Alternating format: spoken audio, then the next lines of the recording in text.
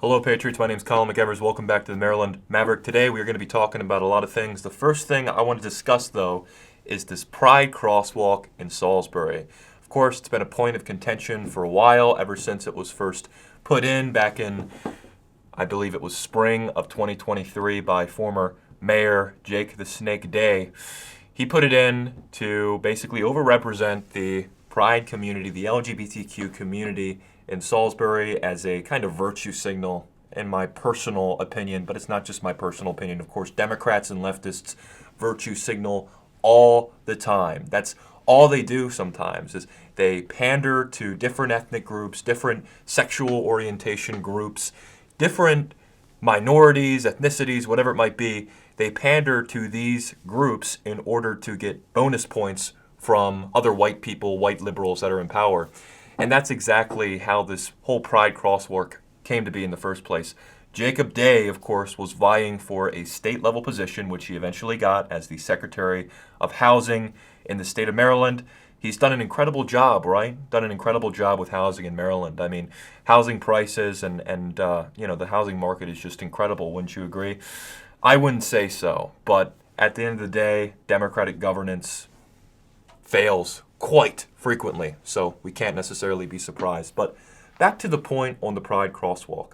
It's been a point of controversy, and last year, Mayor Randy Taylor, who's a Republican, basically said that he wanted to do away with it. He wanted to pave over it, make it a regular crosswalk again, possibly do some other artistic works on the crosswalk itself to represent other communities besides just gay people and lesbians and transsexuals and such.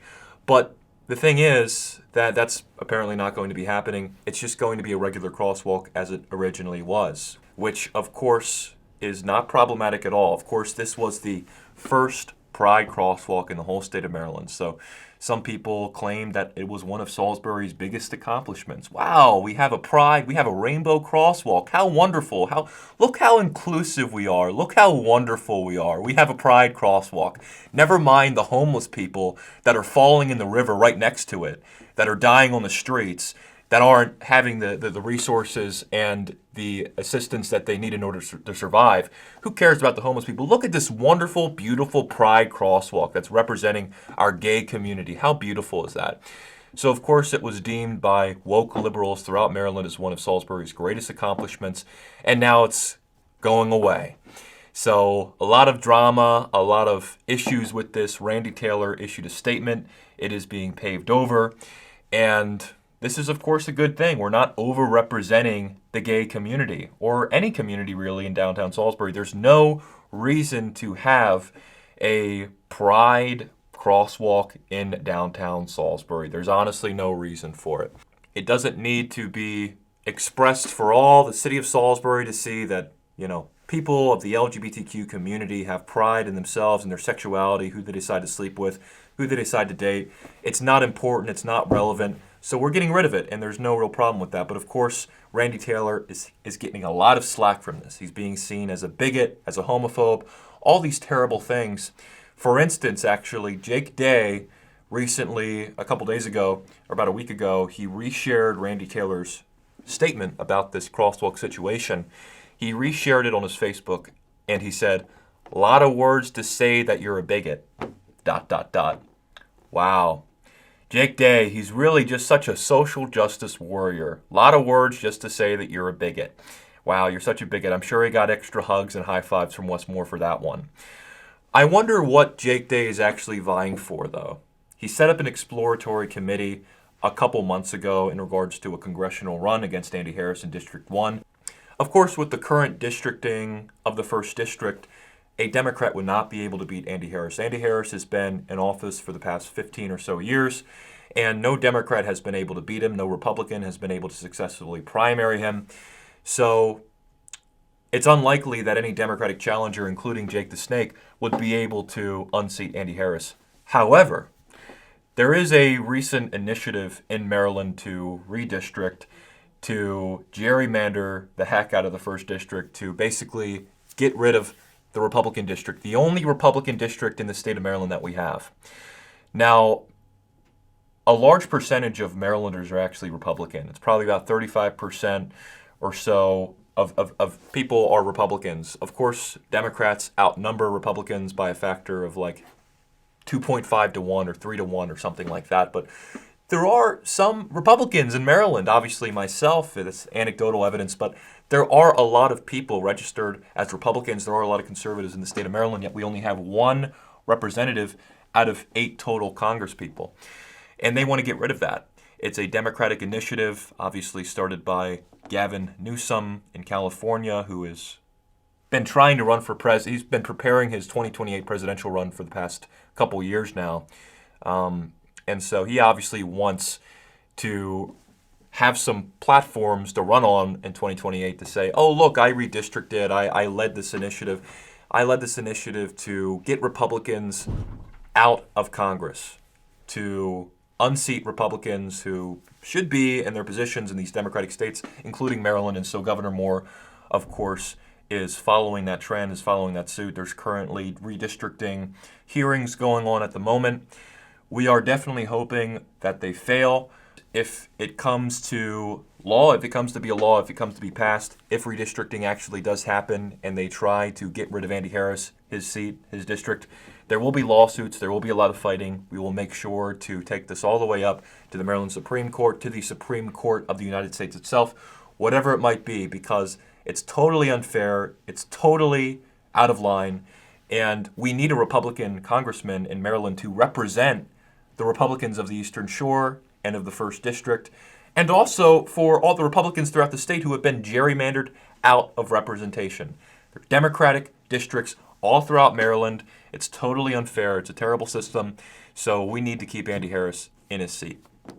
So, not to digress from the original Pride Gay Crosswalk situation, but it's part of a larger picture. It's part of a larger kind of campaign and political posturing for Jake Day, Wes Moore, and the whole little team of rascals, the whole little team of combatants at the state level. Wes Moore and his people, and of course Jake Day is a big time ally of Wes Moore, our wonderful Wes Spenmore, governor of Maryland. But let's talk about something else actually, and this is very, very important as well. Recently, Doughty resigned from his position as council president. Whoa! What's going on there? What happened? He was postured to be the next mayor of Salisbury. He was Jake's good little boy, good friend. Him and Jake were pretty tight, pretty close. And I honestly was expecting him to make a run for mayor in 2027 against Randy Taylor as the Democrat nominee. But he's gone. He's no longer in city government. He had other opportunities that awaited him outside of the state. And honestly, I'm going to give some credit where credit is due. I would like to shout out Open Agenda for totally destroying this man's local city government career. They actually found out that he was not actually living in Salisbury. He was not living in the residence which he claimed that he was. I mean, he sold his house and then went and lived in Bel Air, apparently. So it was speculated that this was a possibility. It was thought, it was a rumor that he actually wasn't living in Salisbury, that he was living 2.5 hours away, which of course disqualifies a person from being an elected official in the city government. But there is no proof, but they found it. They found the paper trail, and they presented it to the council. They presented it to the members of the board, and Doughty is now gone. He is no longer the city councilman. He is no longer the city president for Salisbury, which is of course good. I mean, he was a corrupt man anyways. He used a bunch of city government funds and the budget, taxpayer dollars, to buy nice looking clothes and to attend political events that he wasn't supposed to be at, and among other things. You can probably look back at former PAC 14 videos of different city council meetings, city comments, public comments, where they basically called him out for this. And he was just, he didn't run it effectively. There was a lot of conflict on a weekly basis between him and Randy Taylor, the mayor. They weren't getting much done. He was making it dysfunctional. Of course, it's not only his fault. It's a Democratic council, so of course it's going to be dysfunctional because, as we all know, Democrats have trouble with leading sometimes. they have trouble with governing and making decisions for the best interests of American citizens or Maryland residents.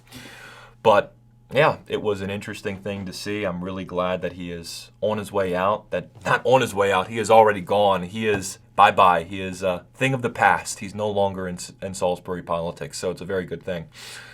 Now, another interesting thing is that Michelle Gregory, who was running a very competitive campaign against Julie Giordano for county executive. I'm kidding, it was not competitive. If she were the Democratic nominee, which apparently she won't be because she dropped out of the race for some reason, who knows why? Maybe there's some more corruption scandals for her as well, who knows? She stated that it was because there was some dysfunction in the council, because of, Deshaun Doughty resigning unexpectedly. But who knows the reason why she actually did resign? I guess that will be more to be seen in the future, more to be seen. But she is no longer running against Julie Giordano, which, she's very woke. If you look at her TikTok, I'm going to do an episode about this actually pretty soon. I'm going to do review of a woke city councilwoman's TikTok. And it's going to be really fun because she has a lot of cringe, just awful, terrible TikToks that are just really, really, like I said, cringy. And, it's just not good. She would have been totally crushed in the general election. She probably wouldn't have even gotten 30% of the votes, honestly.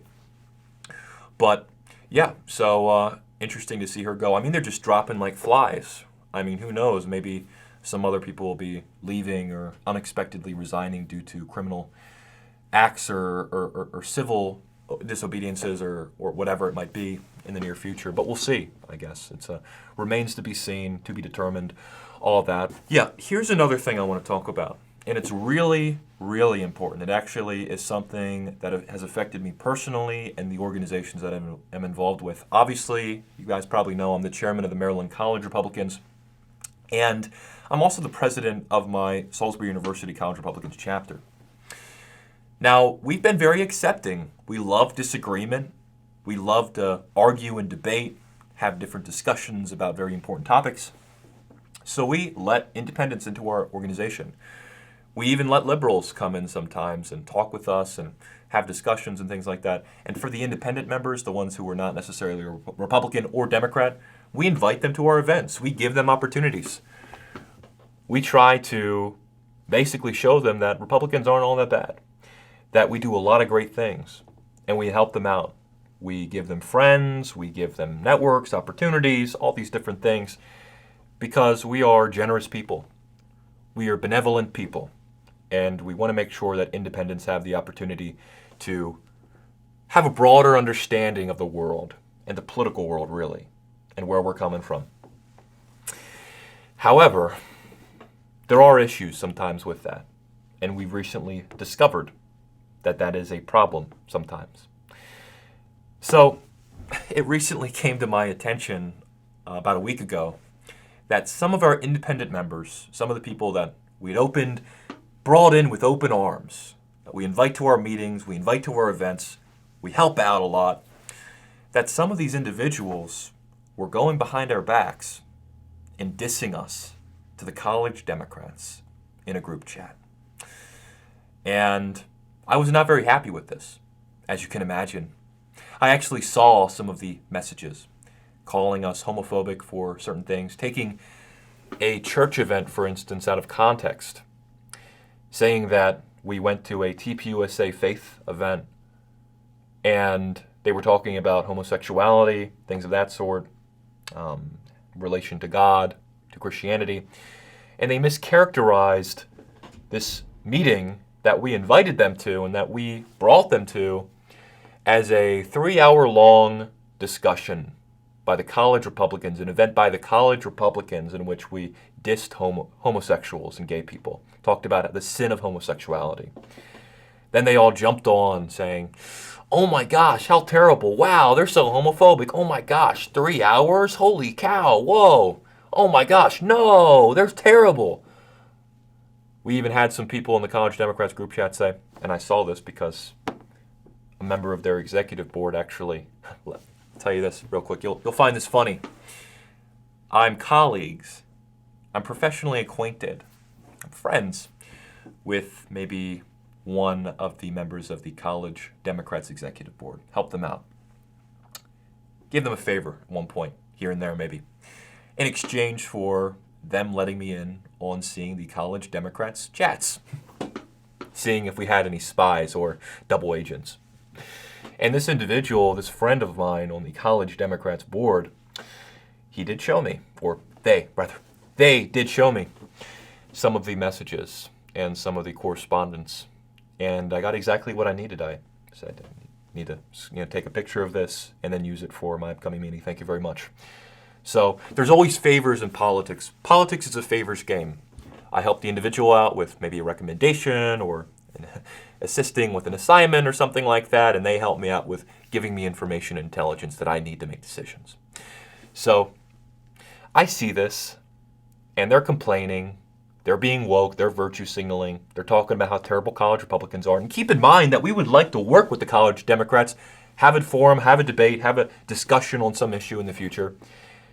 And having people that we invite into our midst, that we give opportunities, that we have at our meetings, to have them defaming us and calling us bad names and mischaracterizing events, it can't fly. It can't happen.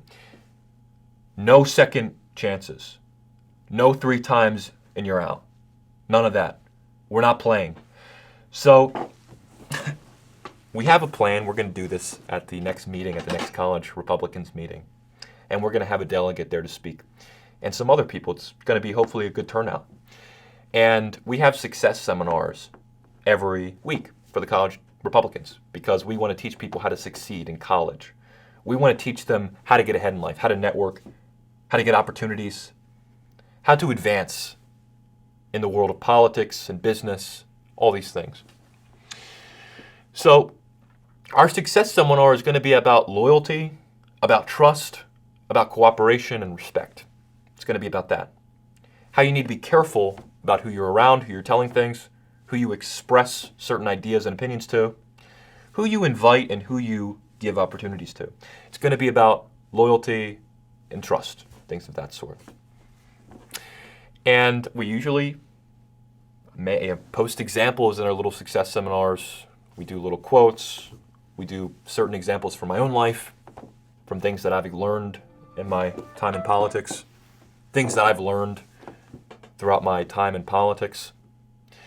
And so, sorry, I'm getting a spam risk call. It's probably going to be someone. Let me answer and see who it is. Hello, so sorry to bother you. My name is John. Your social security number has been hacked. I don't know why I'm getting all these spam calls. Really, I don't understand. I'm not like in my 60s or anything like that. I guess my information has been sold, but that's okay. It's all right. Your social security number has been hacked, so we need to have it.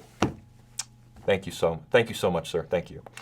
Spam calls every day. I don't know why. I don't understand. But back to the point. So, the example is going to be those screenshots, those text messages. I'm going to say, as you can see, we have some members who we've invited to our events, and hopefully they're going to be there. They usually come. They're usually at the meeting, so we're going to publicly humiliate and shame them. I'm going to say, as you can see, we have some members of our organization who have been defaming us, discrediting what we're doing.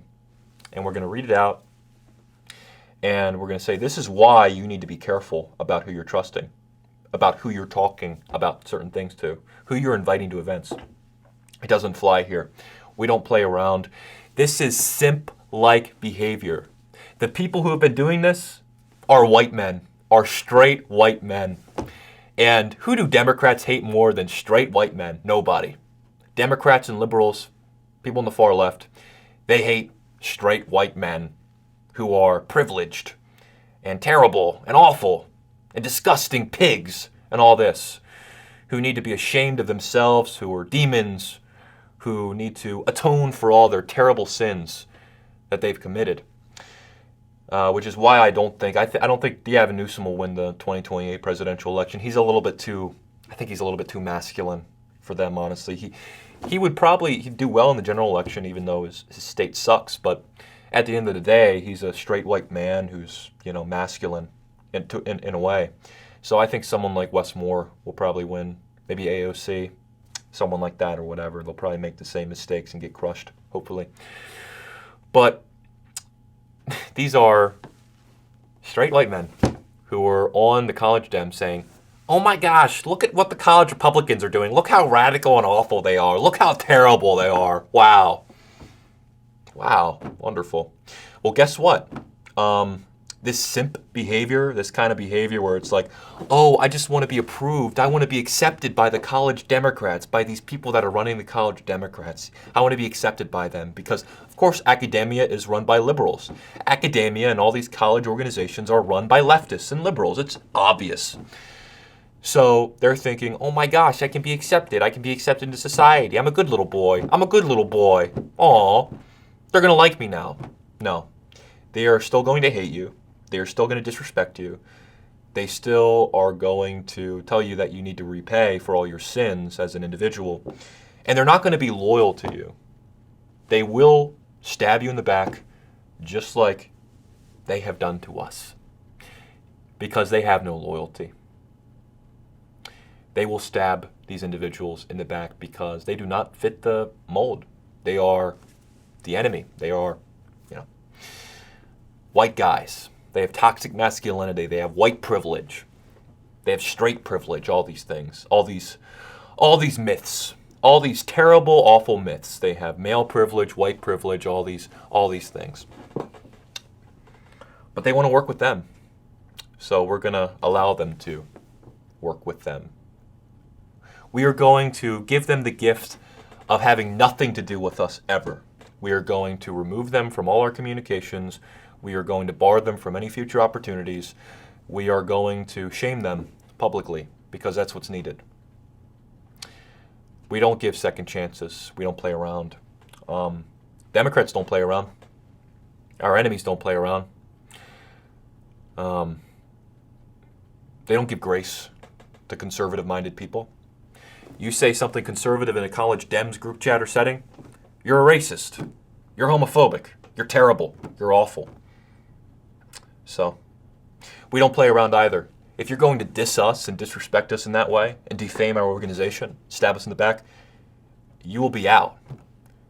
We will make sure that everyone knows that you are a traitor, that you are untrustworthy. We will, personally, we will untrustworthy people are not good for the business world, for politics. It's going to be a great lesson for everybody. Not only for members of our organization who have not done anything wrong, but also for them, for the future. For future reference, you do this stuff, you play around like this, we don't play. And, this whole double agent behavior, going behind our backs, it's unacceptable. It's truly unacceptable. And we're not going to be weak. We're not going to let it fly. And we're going to make a presentation. We're going to make this public example in front of people that are leaders in the community, because that's how it has to be. And in front of everybody. It's not going to be a private conversation. People like this, people that do this, should be publicly exposed and humiliated and all that stuff. They should be. And who knows, they might be martyrs in the college Democrats. I don't care, because the college Democrats don't like them. The Dems and the liberals and all these individuals, they don't respect them. College Republicans, if you join us, doesn't matter what race you are, doesn't matter what sex you are, what your religion is, we will respect you. And if you are loyal to us and you show us respect, we will be loyal to you. Doesn't matter.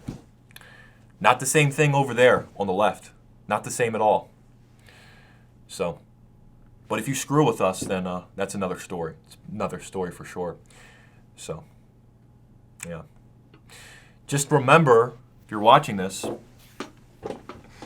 that college Republicans in Maryland, in this area, Salisbury, whatever, we mean business. We're serious. We want to succeed. We want to fight the far left policies that are destroying our state and our communities and our people and our individuals. We have no time to dilly-dally and to negotiate with backstabbers and with traitors. We have no time for that. We need people who are committed to winning and succeeding and making this state and this community a better place. That's what we need. We don't need the BS. We just need efficiency, strength, and commitment to the mission. That is what we need. So, thank you very much for watching this episode of the Maryland Maverick. I really appreciate it. Please subscribe. Please like this video. Share it around. If you want to be a sponsor for the Maryland Maverick or you want to make a donation, please reach out to me. 443-591-3325. That's my number. And we'd love to, this is the people that are involved with producing these episodes and being involved and politically consulting. We don't make any money from it, so any donations or sponsorships would be greatly appreciated. Thank you so much again. I hope you all have a wonderful day, and see you later. Bye-bye.